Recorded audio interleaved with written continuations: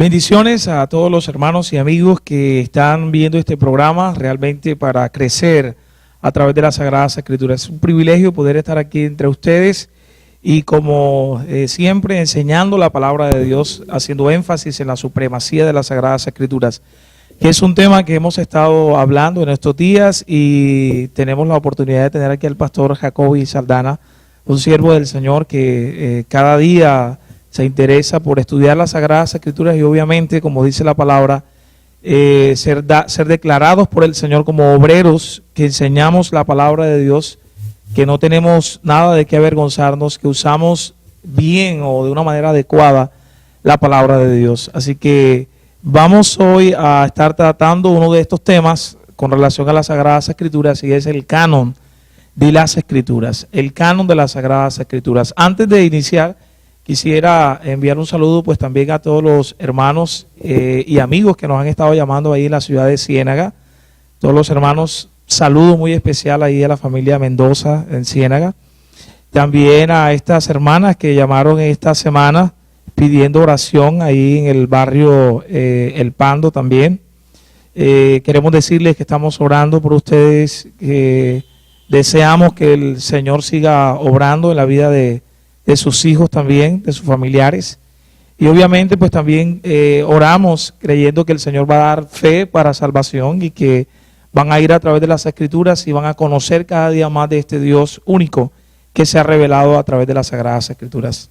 Pastor Jacoby, bendiciones, ¿cómo ha estado? Amén, amén, Edison. De verdad que ha sido una semana muy fructífera y sobre todo a lo largo de esta serie de estudios que hemos desarrollado, que ha sido de gran bendición para las personas que nos han visto en vivo y que ahora están viendo en diferido los videos en la página de Facebook. Así es. Que es @canalterritorio.com. Entonces, de verdad que es un placer poder estar con todos ustedes una vez más y poder compartir las riquezas de la palabra del Señor. Hemos estado hablando, Edison, como lo mencionaste, acerca de la autoridad de las Sagradas Escrituras y precisamente acerca de la inspiración en nuestro primer programa.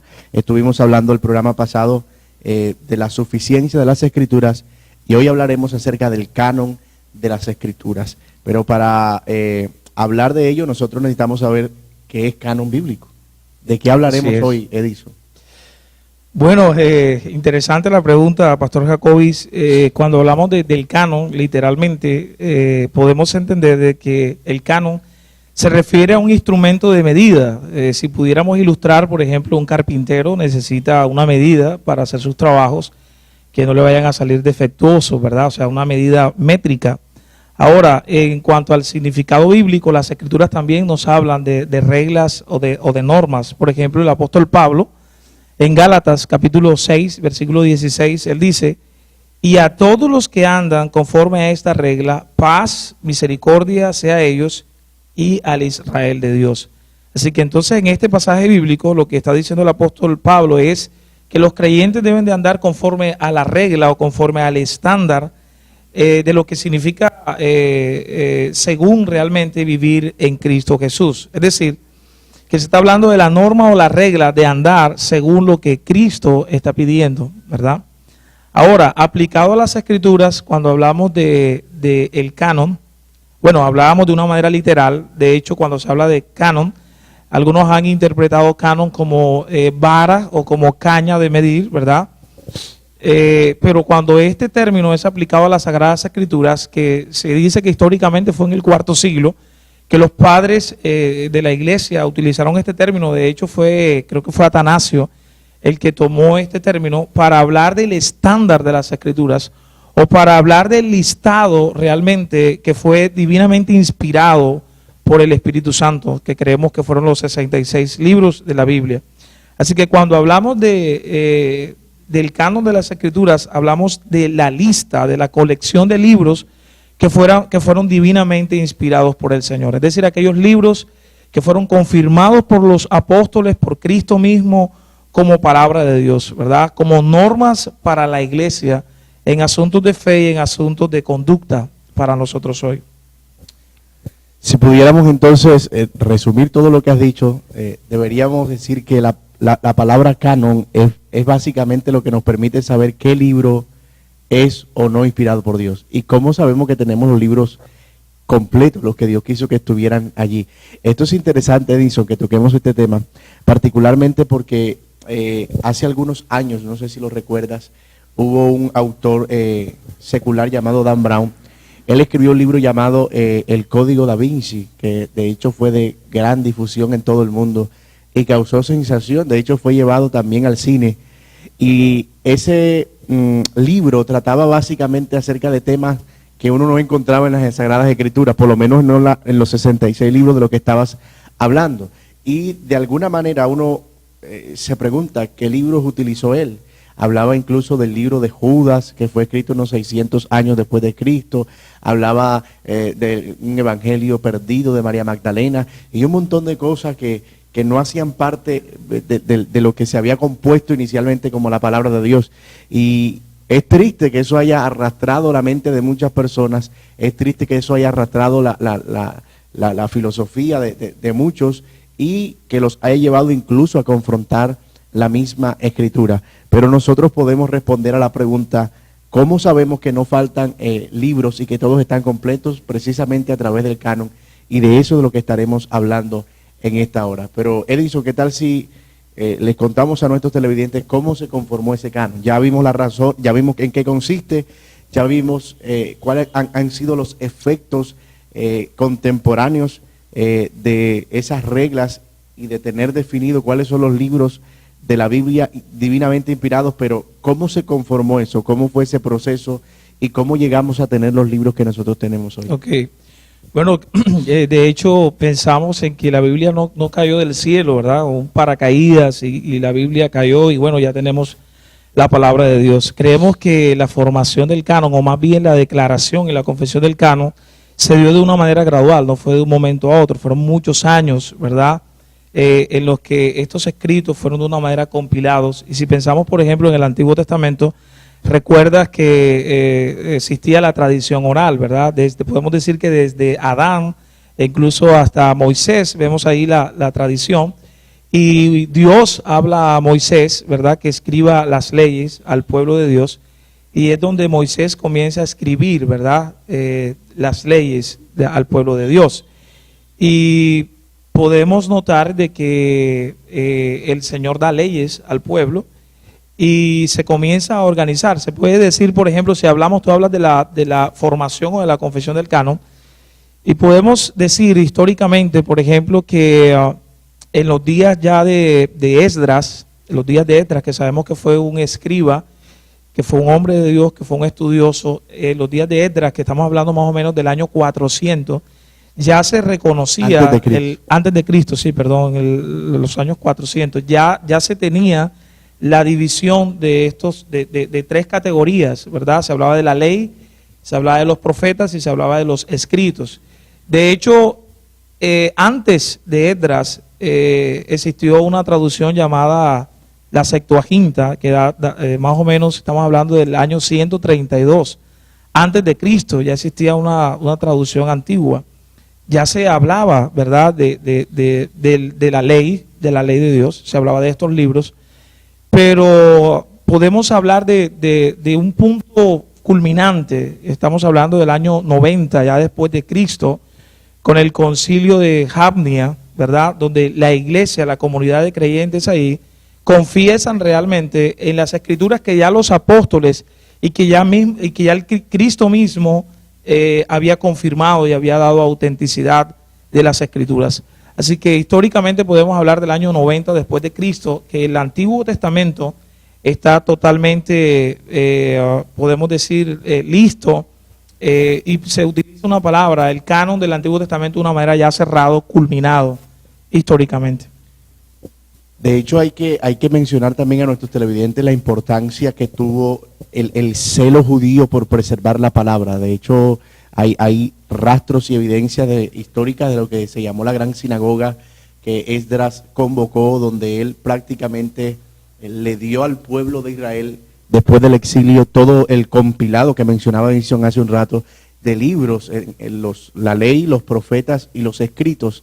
Pero hubo a lo largo de ese tiempo un celo judío impresionante por preservar la fidelidad de los escritos. De hecho, la versión a la que se refiere nuestro hermano Edinson, que se escribió antes del Señor Jesucristo del Antiguo Testamento en griego, la Septuaginta, fue escrita con gran celo. Un grupo de escribas, unos 70 hombres aproximadamente, llamados masóretras, se sentaron durante largo tiempo a escribir con fidelidad y a copiar cada uno de los textos del Antiguo Testamento, entendiendo que ellos estaban revestidos de un celo por preservar intacto el mensaje del Señor. Habían unos ritos realmente impresionantes, hasta el punto de que se cree que algunos, cuando iban a escribir el nombre de Dios, incluso se lavaban completamente antes de escribir el nombre, con tal de permanecer fieles. Habían unas reglas bastante estrictas para que lo que se estaba copiando y escribiendo quedara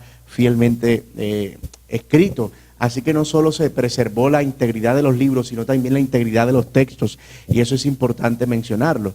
Luego, ya como nos mencionaba Edison también, en el concilio de Jamnia en el año 90 se determina finalmente cuáles serían los libros que quedarían registrados como inspirados. Ahora, Edison, yo creo que es importante hacerle notar a nuestros televidentes que en el año 90 no hubo muchas diferencias a lo que sucedió con la Septuaginta. En realidad lo que se hizo fue sellar de inmediatamente lo que se había tenido ya por una larga tradición. O sea, exacto, incluso algunos estudiosos dicen, pastores, de que en realidad no hubo tal debate como algunos creen, ¿verdad? Sino de hecho lo que la comunidad de creyentes en ese momento, que se dice que fue una comunidad al sudeste de Judea, en Jamnia, ellos lo que hicieron fue confesar realmente lo que ya ellos creían. Es decir, confesar que creían en los libros que ya el mismo Señor Jesucristo y los mismos apóstoles ya habían dado autenticidad de que existía. Eso. El mismo Señor Jesucristo habló de ellos. De hecho, la expresión escrito está una y otra vez que el Señor menciona, da por sentado. Las evidencias internas muestran realmente que los libros del Antiguo Testamento son canónicos, o sea, son divinamente inspirados por el Señor, y debemos tomarlos, que es la aplicación que debemos hacernos hoy, debemos tomarlos realmente como suficiente para nosotros hoy en el sentido espiritual, como la palabra de Dios. Es decir, si alguien quiere conocer acerca de el Dios que se ha autorrevelado, debe de ir con confianza a las Sagradas Escrituras y encontrar realmente a ese Dios que se ha autorrevelado. De hecho, ese canon del que tú estás hablando, de evidencias internas, es bien interesante. O sea, esto no fue una selección arbitraria de libros. El Señor Jesucristo, por ejemplo, validó el Génesis cuando en Mateo 19 Él dijo, no sabéis que en el principio varón y hembra los creó. El Señor está validando el relato y la narración del Génesis como inspirada por Dios. Y recordemos que el Señor Jesucristo era Dios mismo y que incluso Él participó de la creación antes de encarnarse. Así que el Señor Jesucristo lo que está haciendo es validar, al igual que los apóstoles. Hay un pasaje en Gálatas, Edinson, donde el apóstol Pablo, creo que Gálatas capítulo 3 o 4, donde el apóstol Pablo habla de la simiente de Abraham. Él dice, no dice de sus simientes con ese, como si hablara de muchas, sino de su simiente, hablando de una sola. Y nota que lo que está haciendo Pablo es hacer énfasis en una sola letra. O sea, tal era la confianza que tenían los apóstoles y tenía el Señor Jesucristo en la forma y el celo con el que se había traducido el Antiguo Testamento, que no dudaron que era la palabra infalible de Dios. Pero yo creo que el debate surge más que todo a raíz de los escritos del Nuevo Testamento. Yo creo que tú y yo podemos coincidir en que en el Antiguo Testamento casi no ha habido discusión con relación al canon, y de hecho ha sido algo aceptado casi que unánimemente, sin ningún problema.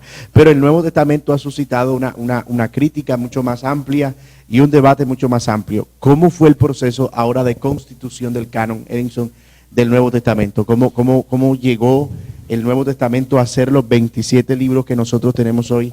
¿Y cómo sabemos que son los que Dios quiso y no el hombre que estuvieran allí? Así es. Bueno, antes de responder esa pregunta, pastor, yo creo que para los televidentes sería importante que nos hiciéramos la pregunta, bueno, ¿cómo podemos nosotros estar seguros que la Biblia que hoy tenemos o la traducción que tenemos hoy realmente es palabra de Dios y no es palabra de hombre?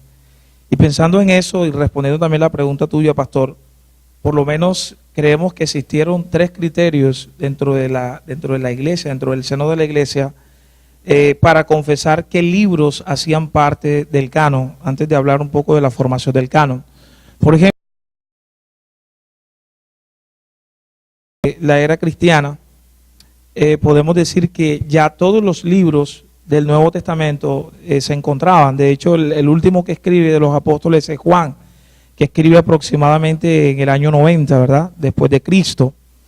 Pero es hasta el siglo IV, exactamente en el año 397, cuando la iglesia finalmente confiesa realmente la lista total de los 27 libros que hoy corresponden o que creemos realmente que hacen parte del Nuevo Testamento. Así que habían ciertos criterios que podemos decir que tenía la iglesia para autenticar o confirmar realmente o confesar que estos libros hacían parte o que estos libros eran divinamente inspirados. Y uno de esos puntos que tomó la iglesia fue preguntarse quién escribió este libro, es decir, la autenticidad o lo que algunos llaman la paternidad literaria. ¿Quién fue que escribió este libro? Y ellos se preguntaban, bueno, ¿fue un apóstol o fue un hombre de Dios o fue un discípulo de los apóstoles? ¿Fue alguien cercano a los apóstoles? Y si vemos, por ejemplo, quién fue Mateo, sabemos que fue uno de los discípulos de Cristo, ¿verdad? Y fue testigo ocular. El mismo Juan, que escribe el Evangelio de Juan, que escribe las cartas de Juan, que escribe el libro de Apocalipsis, fue un discípulo cercano también que intimó con el Señor Jesús. El apóstol Pablo, de una manera providencial y misteriosa, el Señor se le aparece directamente y le llama, y es uno de los más grandes escritores, escribe 13 cartas del Nuevo Testamento. Así que para el primer siglo de la era cristiana, ya tenemos todos los libros, los 27 libros del Nuevo Testamento. Por ejemplo, en el año 50 creo que se escribió el Evangelio de Marcos.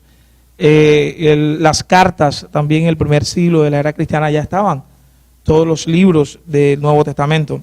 Pero un punto más que ellos tuvieron en cuenta fue también el saber si la iglesia los aceptaba, es decir, el testimonio público de la iglesia, porque la iglesia conocía. Hay un estudioso llamado Arcis Sproul, que es un teólogo contemporáneo, y él nos dice que en esa época había multitudes de estudios o escritores y quizás algunos libros espurios realmente que no eran palabra de Dios.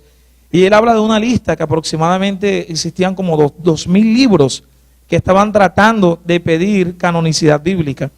Y los creyentes lo que hicieron fue mirar a través de estas normas, de estos principios, de este filtro, confirmar realmente si esos libros eran divinamente inspirados. Pero ellos sabían que no, porque ellos conocían realmente qué libros habían sido divinamente inspirados. Así que el testimonio público de la iglesia, ellos tenían que preguntarse, ¿conocen estos libros la iglesia? ¿Acepta la iglesia realmente estos libros o no los acepta? O sea, era interesante pues también ese principio, el testimonio de la iglesia. Y un tercer punto también que es importante, Pastor Jacobi, es la unidad doctrinal y la unidad armónica. Es decir, tú miras, por ejemplo, cuando lees Mateo, Marcos, Lucas, Juan, que aunque cada uno de estos evangelistas tiene un enfoque, sin embargo no hay contradicción alguna en cuanto a los 4 evangelios. De hecho, si hablamos de algunas evidencias externas, se dice que no se ha podido demostrar que la Biblia se contradiga. Es un impacto tremendo, ¿verdad? Entonces, realmente nos da seguridad, nos da confianza de que la palabra de Dios, la palabra que nosotros tenemos hoy, es segura y es confiable para nosotros hoy.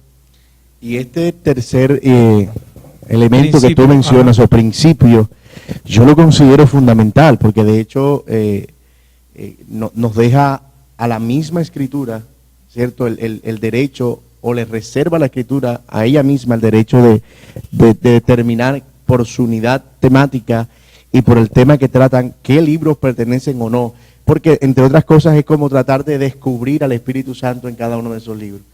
Es tratar de mirar si el Espíritu Santo fue el autor primario y es precisamente él quien está soplando al autor que escribió lo que allí está plasmado. Y esa unidad es impresionante. Por eso cuando nosotros le estábamos mencionando a los televidentes el tema del libro de Judas, por ejemplo, que fue escrito unos 600 años después, o 700 años después, incluso por autores gnósticos. Así es. El libro de Judas dice cosas que no tienen ningún tipo de relación con la unidad de las escrituras. Claro. Y habla de cosas que históricamente no son comprobables y que se contradicen con lo que escritores sagrados escribieron, porque hay que dejar claro, entre otras cosas, que ese libro no lo escribió Judas.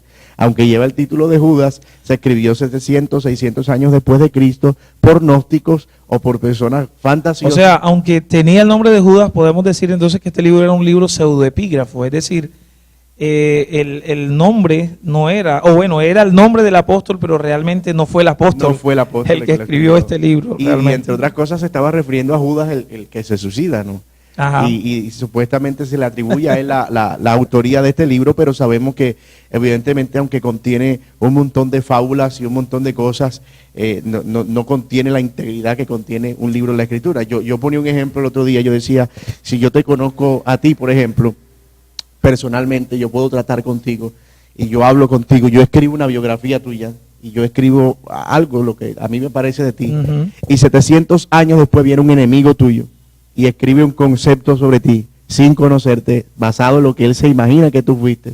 ¿Cómo pudiera yo aceptar como más fiel el texto de 700 años después que escribió un enemigo? Así y que es. parece más fantasioso que lo que escribió un testigo ocular. Claro. Entonces nosotros deberíamos ser selectivos en ese asunto y decir, bueno, entre Mateo, que fue testigo ocular, entre Marcos, que estuvo al pie del apóstol Pedro, entre Lucas, que indagó diligentemente y recibió información de Pablo, entre Juan, que estuvo al pie de la cruz, ¿quién es más fiel? ¿Ellos o un X que escribió 700 años después y que dijo que era Judas? Claro, así es.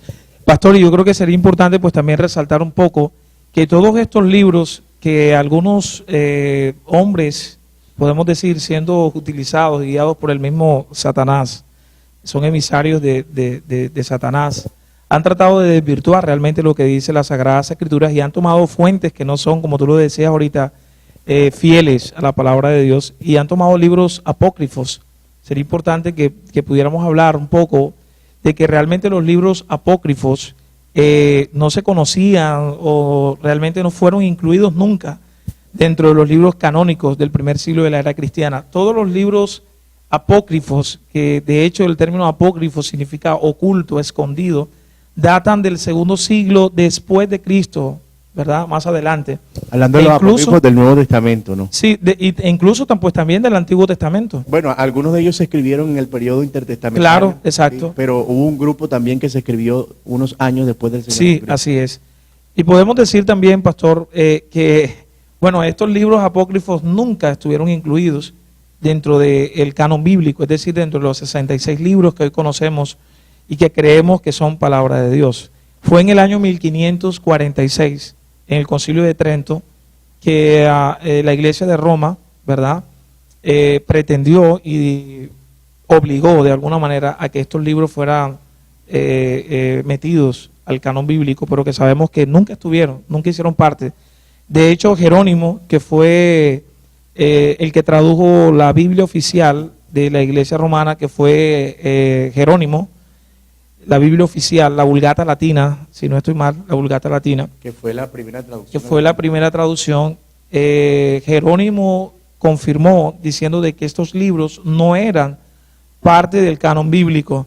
De hecho, cuando me llama la atención, pastor, la definición que da Jerónimo de lo que es el canon bíblico, y él dice que el canon bíblico es la colección de libros divinamente inspirados por Dios, que el mismo apóstol, que el mismo Cristo y los apóstoles confirmaron y autenticaron como palabra de Dios.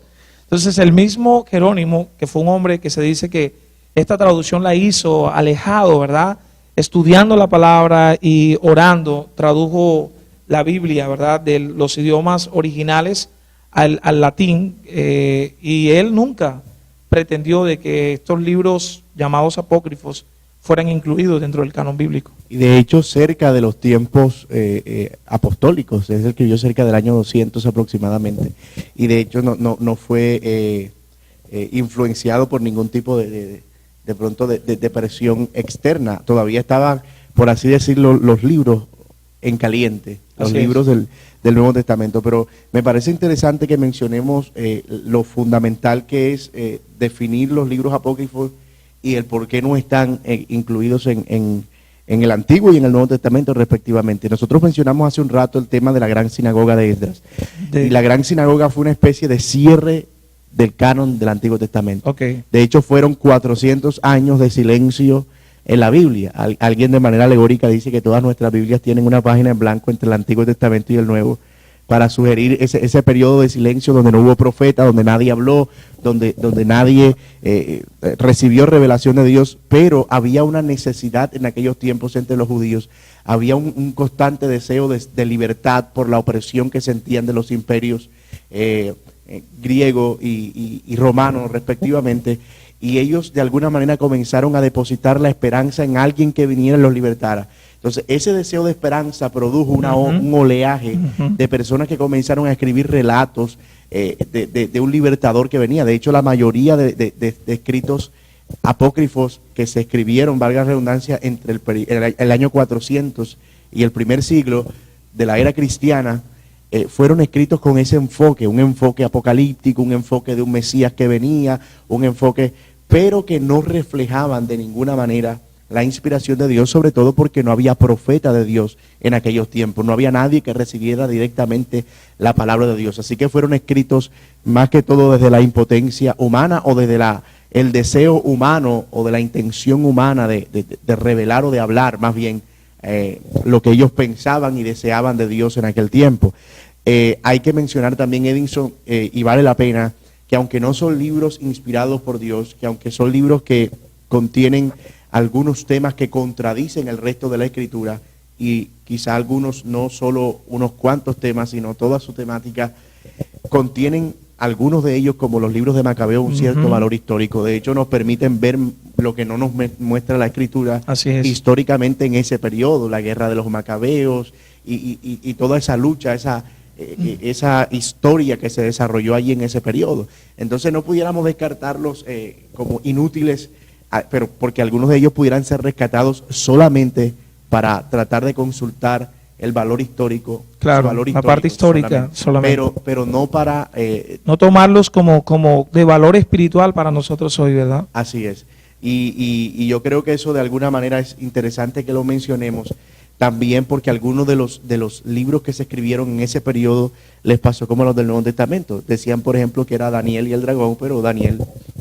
Bel y el dragón. Bel y el dragón, el Apocalipsis de Daniel, habían otros libros, creo que de Baruch, que era el escritor de Jeremías, pero obviamente ya eran autores que no estaban entre ellos, sino que atribuyeron sus escritos. Claro. Del Antiguo Testamento podemos decir, por ejemplo, existían originalmente, los apócrifos eran 15, después fueron reducidos a 11, y finalmente la Iglesia de Roma tomó 7 y los introdujo dentro de la Biblia que hoy tenemos también, ¿verdad? 7 libros en cuanto al Antiguo Testamento que son apócrifos. Entonces Edinson, nosotros tenemos razones suficientes para creer que los 66 libros que tenemos aquí son la palabra de Dios, sin los apócrifos. Así es.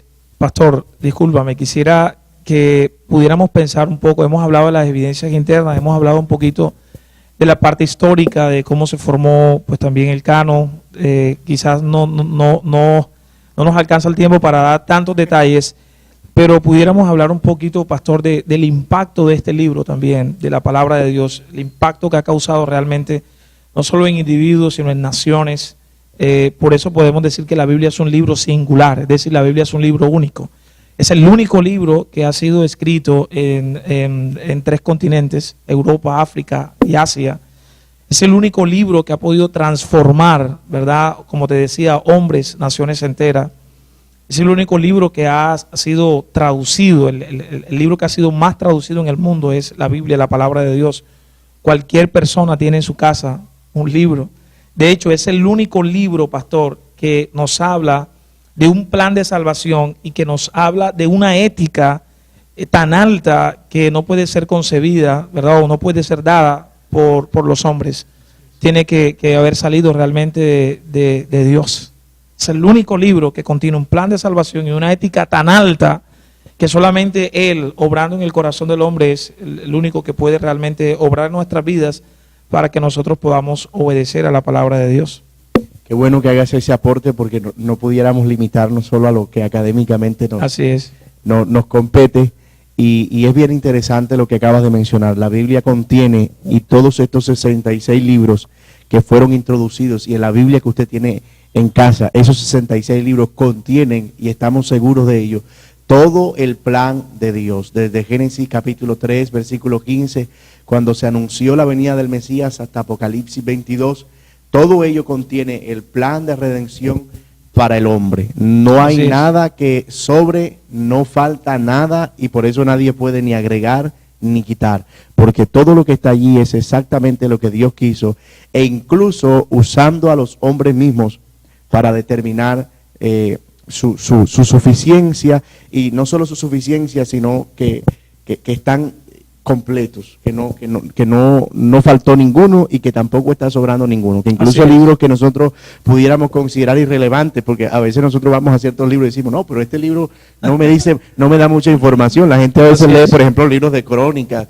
o de pronto números y ven tanta contadera, pero yo creo que a Dios no se le escapó nada, y todo lo que está allí tiene un propósito. Entonces podemos estar seguros del carácter divino de estas escrituras y de la manera tan impresionante en la que han sido preservados. Y esa es una palabra preservación de la Escritura, en la que pudiéramos tratar otro programa. Así es. Pastor, deberíamos entonces quizás preguntarnos algunas cosas también para los televidentes. O sea, la palabra de Dios es confiable, debemos tomar la palabra de Dios como la revelación de Dios, ¿verdad? De hecho, el escritor de la carta a los Hebreos, en el capítulo 1, versículo 1, dice que Dios, habiendo hablado muchas veces y de muchas maneras en otros tiempos por los profetas, ha hablado por medio de su Hijo, quien ha constituido heredero de todas las cosas. Así es. Ahí vemos realmente la formación de todo el canon. El Antiguo Testamento y todas las escrituras del Nuevo Testamento hablan acerca de Cristo. También el Antiguo Testamento obviamente habla acerca de Cristo. Así que entonces las Sagradas Escrituras en su totalidad, los 66 libros de la Biblia, son suficientes para nosotros espiritualmente. Si tú estás buscando, por ejemplo, alguna respuesta en cuanto pudiéramos hablar, bueno, tengo un problema en el matrimonio, la Biblia es suficiente, te va a hablar. Si tú lees Efesios capítulo 5, va a hablarte acerca de que el esposo debe de amar a la esposa como Cristo amó a la iglesia, que la esposa debe sujetarse, va a hablar acerca de la crianza de los hijos, centrada realmente en lo que es el Evangelio. Si hablamos de, o sea, hermanos, todo lo necesario en términos espirituales, y de hecho podemos hablar de una cantidad de temas que se pueden deducir de los principios generales de la palabra de Dios. Podemos ver a la luz de las Escrituras de que son suficientes para nosotros hoy, y debemos de tomarlas con ese alto valor, pastor. Yo creo que hemos llegado a la parte final del programa, y de verdad que uno siente que el tiempo es corto. Habíamos planeado hablar de otros temas, sobre todo sobre la preservación, ¿no? Y de cómo sabemos que lo que se escribió originalmente es lo que tenemos aquí, pero podemos confiar de que todo lo que tenemos traducido a nuestro idioma es exactamente lo que Dios quiso que nosotros tuviéramos. Edinson, gracias por estar, esta vez por invitarme tú. Gracias por invitarme, y gracias a todos los televidentes por haber compartido con nosotros. Este video también estará disponible en la página de Facebook de Canal Territorio, así que si de pronto usted no se lo vio completo, llegó tarde, usted podrá ir allí a Facebook /Canal Territorio 12, y allí está la página de fans de Canal Territorio, y usted podrá ver el video en YouTube. Edinson, muchas gracias también a ti. Gracias, pastor, y gracias a todos los televidentes, a todos los hermanos que nos han llamado, a las personas que nos escriben también, y a las personas incluso que apoyan también para que este programa se esté dando. Gracias al Altísimo por esta oportunidad, y una vez más confía en la suficiencia de la Biblia y entiende que es palabra de Dios para ti. Que Dios continúe bendiciéndonos.